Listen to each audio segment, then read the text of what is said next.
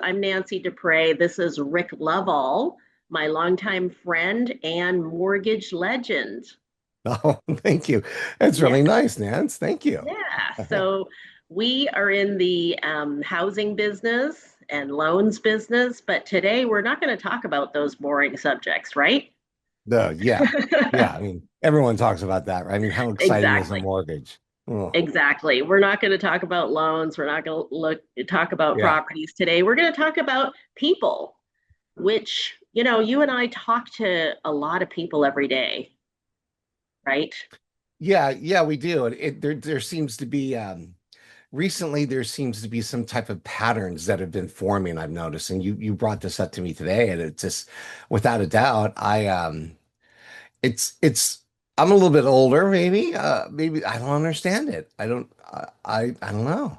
It Kids these days, right? yeah. Yeah, no, it's interesting to observe the differences in generations. And a lot of um, online people are talking about the differences between baby boomers, Gen X, millennials, and the newest generations, Gen Z. Yeah. So, what are you Yeah, seeing out there?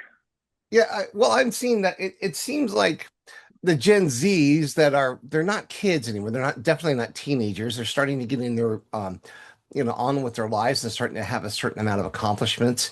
And with those accomplishments, a lot of time significant income comes. I mean, I wish I was, I can remember back when I was 28, I was doing okay, but I wasn't pulling down, several $100,000. I mean, Right. that's just significantly different when I was that age.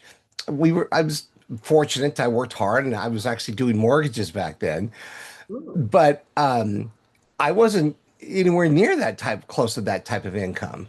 No, Uh, when we were younger, most people made 30,000 a year. yeah. Oh, yeah. Yeah. You That was pull an down average. 30. If you pulled down 40, you were 60. You were the man. You were killing it at 60. Are you kidding me? And now Yeah. I got multiple clients that are as a couple that are, over 400,000, and yet they act as if they're living paycheck to paycheck, which is just, I don't understand that Right, right. because they're And not it living isn't paycheck to that. paycheck. I mean, That's right. they're still paying rent, but their style of life is different. Maybe where I was just instilled differently because when I was younger, it was like, hey man, you gotta. I mean, I've been working since I was a little kid. I was sold flowers on the corner when I was like 9 years old, and picked raspberries when I got to be like 12. That was a move up. So I've constantly been working, and I see these kids that work and do well and are successful, but yet their motivation to purchase a home and start attaining wealth in that way is they put it on hold. It's hard for me to understand that because in many cases they can absolutely um, afford it. The affordability is not really the factor.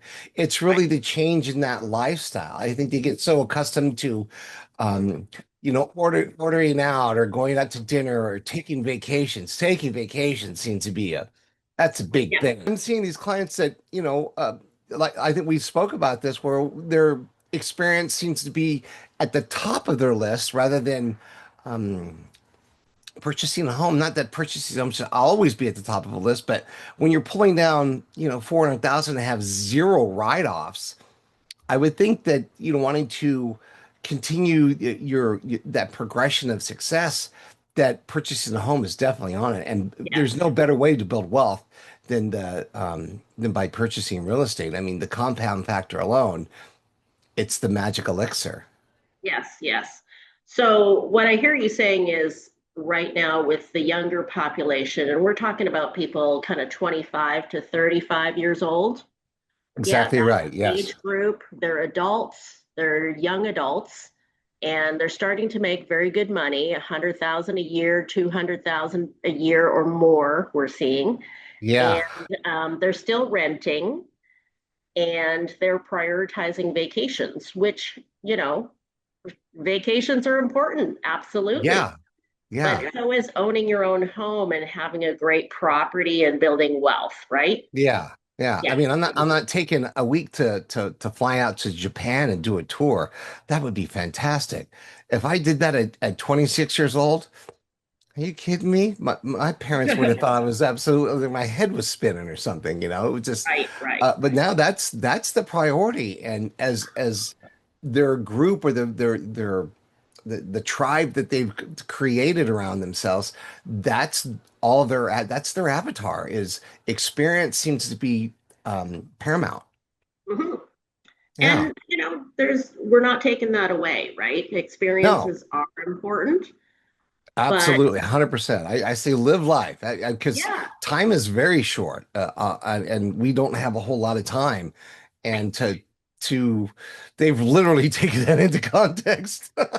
Yeah. And it's good to take vacations, but maybe a lot of people would be surprised to know that they can purchase a home and still have a happy lifestyle. They don't have Yeah, to be house poor.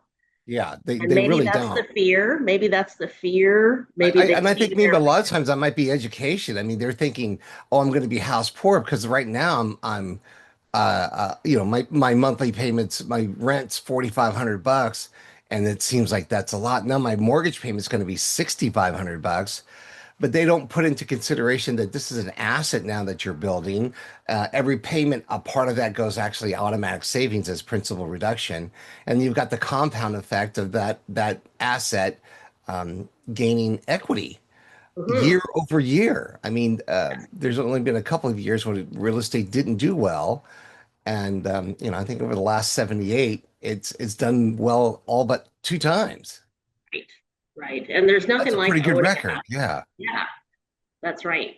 So I'm glad you brought that up, like $4,500 a month for rent. That's Yeah. pretty typical that we see these days, right? Oh, all the time. Yeah. Or I get some guys going, well, our rent's right around. I asked them what they'd like to see their payment look like. And, one of my questions is always, where is it that you're comfortable and where is it that you're, switching to beans and tortillas for dinner? I mean, I ate beans and tortillas a good part of my life, so I understand that. Yeah. But their scarcity set comes in at on paper, it it doesn't pencil out. Their Mm, scarcity set is $6,000. They could easily go to, 9,200. That would be tight. But when you're pulling down $400,000 as a couple, 9,200 really isn't all that much in the grand scheme of things. But in their mind, they still right. want to pay $4,500. Yes, yes. And So, $4,500 is a one bedroom, you know, one bedroom condo in Lancaster. Nothing against Lancaster, but right, right. So it's kind of a mindset thing, you're thinking. I Okay. think it's a So, mindset. I think also maybe it's a little bit lack of the education on really how these assets grow, what their tax advantages mhm, are. And they need to see, in my opinion, I think more and more of this age group needs to see of not only the opportunity that's in front of them currently, right now, there are deals absolutely to be made, but mhm. also the opportunity to obtain wealth in a market where people think it's not a good market, and it is. Rates are a little bit high, but rates there's ebb and flow to rates all the time, and there always will be. So how can we speak to a person in the age group of 25 to 35 and without coming off like old boomers saying, Yeah. how do you kind of wrap your head around the benefit of home ownership, I think basically in the sometimes it's short and long run, not just in the yeah. long run. Yeah. Sometimes it's the questions that we ask them that we find out what's important to them. If we find out what's important to them and they say, "Oh, I can't wait to take my vacation in Africa." Shoot, I was just thinking about going down to Cabo for a weekend. You know what I mean? Um, Mhm. they're talking about an African safari, which is, one of those vacations of a life.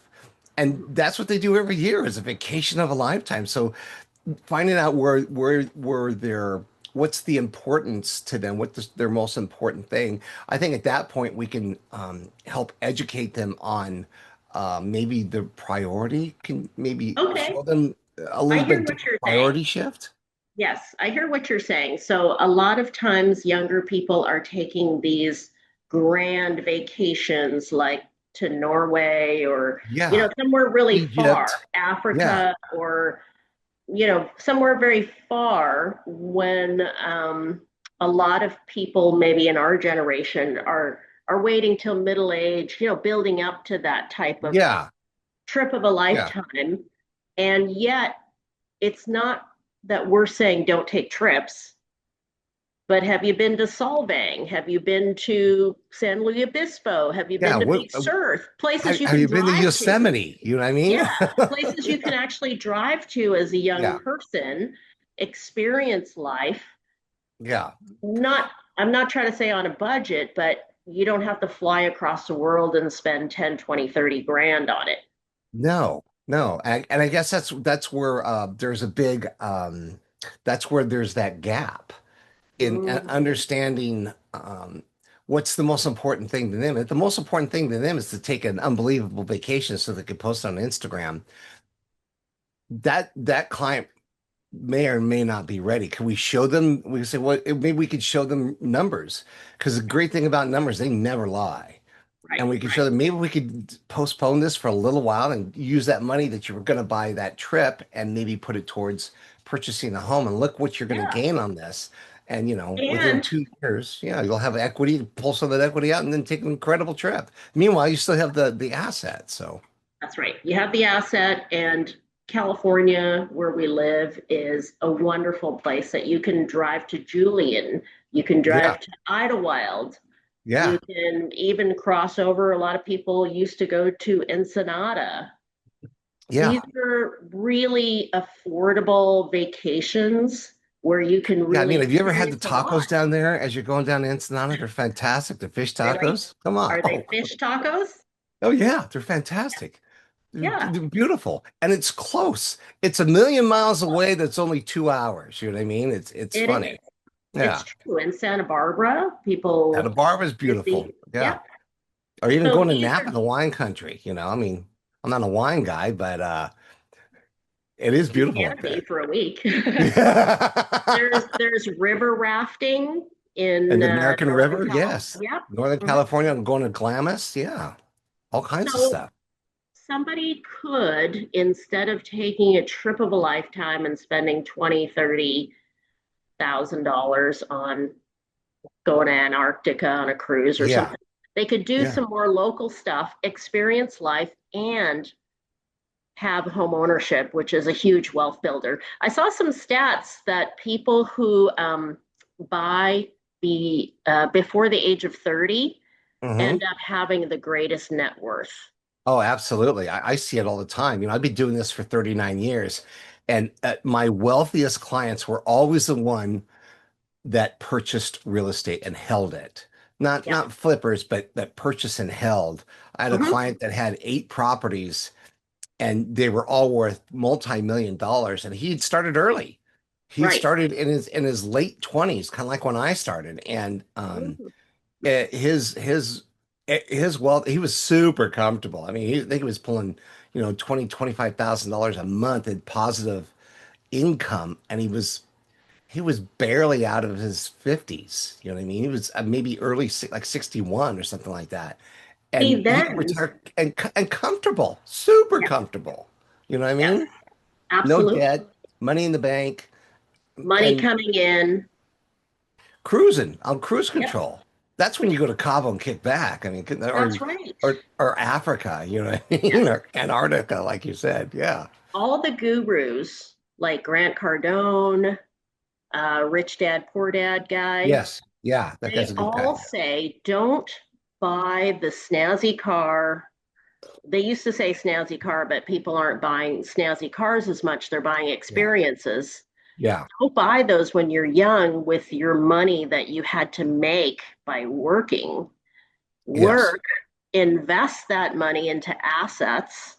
Later, your assets, not much later, just later, they're Yeah. going to pay you a monthly income without you having to do anything. I mean, passive income.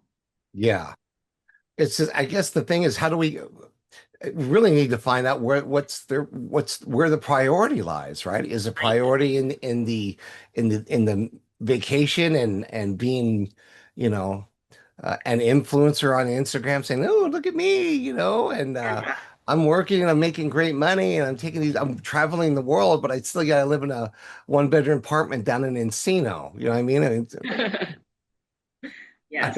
I don't know. I don't Do know. you think It's do you think their parents are also not really conveying this kind of message that we're talking about? Well, I think maybe sometimes the parents might they always think that their kid's the best kid or smartest kid in the class. And they're thinking, well, look at how successful my child is because he's got great income. He doesn't have anything to show for it, but he's got great income. Oh, he's going to have experiences. I don't know. I think kids that are in their 20s and that don't have parents that were hippies because that would be a little too old. But No. um, having that, it might be the mindset of the parents where they're just looking at the dollar, not necessarily the asset. Mhm. Do you think some of your are you seeing that some parents are helping their kids with a down payment or part of a I'm down payment? seeing I'm seeing that more. In fact, I've had multiple times this year already where the parents were giving the child their inheritance now Yeah. rather than waiting. So and they're able to do that and tax wise and all that, they're it's good. It works out all around good for them because the parents go, wait a second, we're getting a little bit older.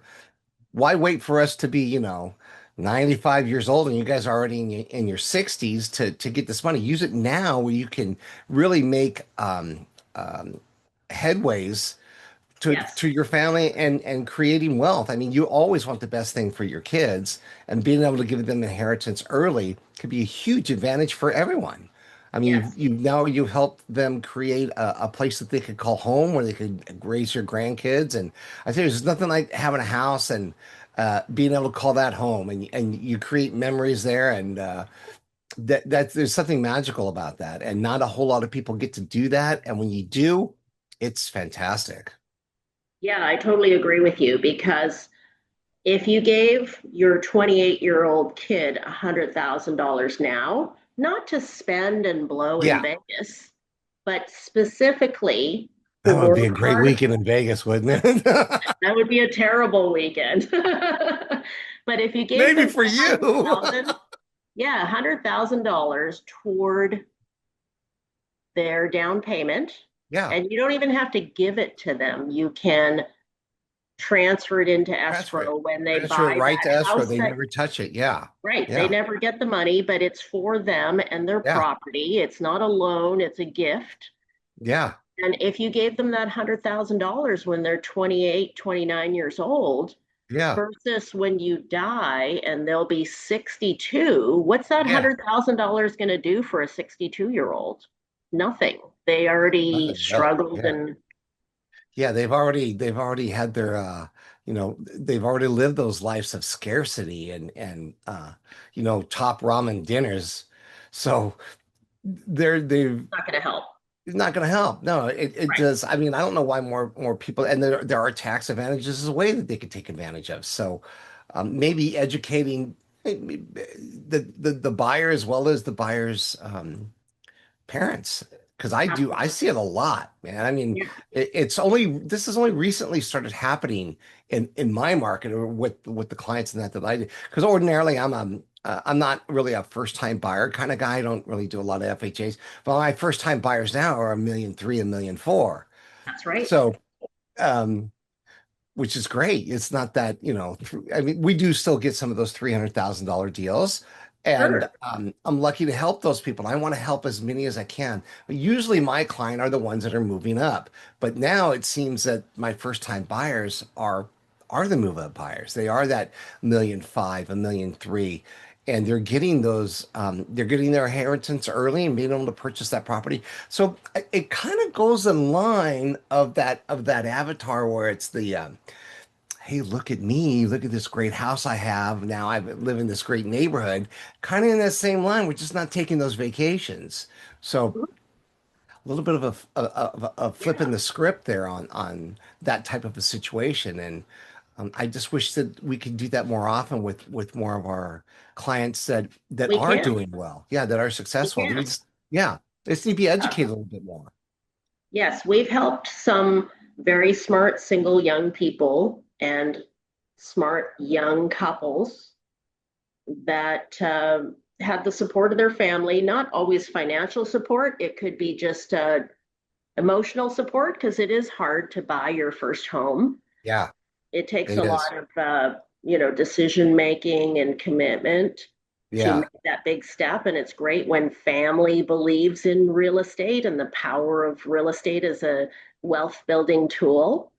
And it's it's one of not the best just, wealth building tools that's there, better than the yeah, stock market. I mean, I'd fight that all day long, yeah, and and exactly. and, and need really just need. I think numbers is re- and numbers don't always work, but they never lie, and they are definitely why eye openers. Just say, hey, look at it, in 2 years you would have gained at minimum 5% on this house. That's 500,000. You're making $25,000 a year for doing not for living there, For and if you've living made and 50 enjoying. grand in 2 years, Yeah. I don't say free money, but it's kind of free money. You know what I mean? Yes, exactly. And some people, I'm sure I thought this when I was younger. I thought, well, I'm not going to buy as a single person. I'll wait till I'm married. Do you get that Yeah. sometimes? Sometimes I do. Sometimes I do, but I don't know. My last couple of clients that were doing well and that were that the Gen Z type of uh, uh, that age group, they were baby daddies or baby mamas, Yeah, so both people working already and have both being kids. successful. They were putting off the marriage thing as well. I don't know. I guess found they didn't have a need to make that type of a commitment. Makes it even a little bit harder to have them jump into real estate. But in some cases, not at all. They're all in. Some Yeah. of them get it, Nancy, and some of them just their mindset just isn't there yet, or they're I don't they're definitely scared. And I think Mm, being able to help educate them a little bit more about this investment and how it can really benefit them, I think that might help bridge that gap. absolutely, absolutely. I'll end off with our some of our success stories. So we Yeah. recently worked on a 25-year-old who bought Yeah. her own condo. Isn't that amazing? That was one of the funnest ones. I mean, I Yeah. felt so proud of her Yes. because she's coming from a past client. We were in a running club together. You guys, Nancy's an incredible runner. Me, not so much, but Nancy's great. I always used to leave super early and everybody catch up to me. But Oh, I can it was relate a to past client and was her that. daughter, and I had consequently met her daughter, I think about 13 years ago, and she was just like a little kid. And I still had that thought in my head. And I see her, I go, wow, you're just not a little kid anymore. And she's buying a condo. We were able to get her in. This is another one, was very concerned about monthly payment, but we were able to go into a condo that had been on the market for a number of days. That typically makes it sound like it's stale dated. And rather than going in with like an offer that might be sort of subpar, she went in strong with her offer, asked for the seller to pay part of her closing cost. We used that closing cost to buy her interest rate down for a couple of Mhm. years. So it was almost like a lateral move for her when it came to as far as monthly payment. She didn't get any help from her mom. She did it all on her own, qualified on her own. And now she's Mhm. got a house. She's only 25 and she couldn't Yeah. be happier. She was so excited. And wow, that was just, and we did it like in 14 days, which was even better. It, it Wasn't that was fun? it was fun. Yes. Those are the moments that don't happen often enough. You know what I mean? And I Yes. think sometimes, and it's possible. People always think, oh, I need to put 20%. You don't need to put 20% down. You can do it as little as 5% down. Of course, So your she did payment's going to reflect, but 10% down. Yeah. 10%. She didn't even need any co-signing. She didn't No, need gift funds. But there's nothing wrong with co-signing or gift funds. We no, do there's them nothing all wrong the with that. time. Yeah. Most But important thing is to get in. get That's the most in, important thing. Yeah. live there, take care of it, learn home ownership, Yeah. learn the joys of home Get ownership, in and you're going to learn the figure it out. joys of having people over, Yeah. seeing you settled in. You're going to be like the first among your friends to be like, Yeah. oh my God, how did you do this? We're still Yeah, your friends renting. won't We're believe it. I still, remember my first condo, I was 23 right? and I bought my condo and my friends would go, wow, how did you do this? And How did you I do think this? my monthly payment was right about what I was paying for rent at the time. Yep. It was crazy. And nobody could believe it because they didn't take the time to learn what those numbers looked like or really to understand what that investment was. Yeah. And Renting that is still the happens to easy this way day. out. Yeah. It's the easy way, but it's not the best way. No. You No. could do it the easy way or you can do it the smart way. Yeah. And the smart way takes a little more effort, but like a lot of things, like learning how to drive is hard, but you got to learn how to drive. Yeah. And then Very once you much do it, so. Yeah. Yeah. well, thank you so much, Rick. Yeah, thanks, Nance. I just Really hope that fun. we were able to educate some more people, and especially the ones that are having significant income and just getting killed with their taxes. Is there a better way? There absolutely is a better way, and it's not that hard. Okay. Well, maybe we'll have a follow up to this and you'll show I'd us love all it the numbers. for sure.